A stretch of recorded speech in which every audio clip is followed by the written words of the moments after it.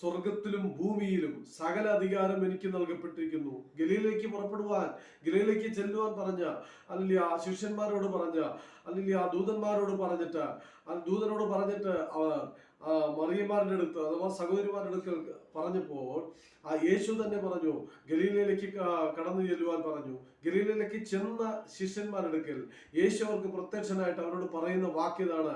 എന്തിനാണോ അവർ ഗലീലയിലേക്ക് ചെല്ലാൻ കർത്താവ് ആവശ്യപ്പെട്ടത്, അവിടെ ചെന്നപ്പോൾ അവിടെ ചെല്ലുവാൻ തയ്യാറായപ്പോൾ കർത്താവ് അടുത്ത കാര്യങ്ങൾ അവരെ ഏൽപ്പിക്കുവാൻ തയ്യാറായി. എന്താണ് അവരോട് പറഞ്ഞത്?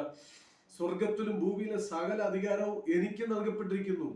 ആകയാൽ നിങ്ങൾ പുറപ്പെട്ട് പിതാവിന്റെയും പുത്രന്റെയും പരിശുദ്ധാത്മാവിന്റെ നാമത്തിൽ സ്നാനം കഴിപ്പിച്ചു ഞാൻ നിങ്ങളോട് കൽപ്പിച്ചതൊക്കെയും പ്രമാണിപ്പാൻ തക്കവണ്ണം ഉപദേശിച്ചും കൊണ്ടും സകല ജാതികളെയും ശിഷ്യരാക്കിക്കൊള്ളുവിൻ. ഞാനോ ലോക അവസാന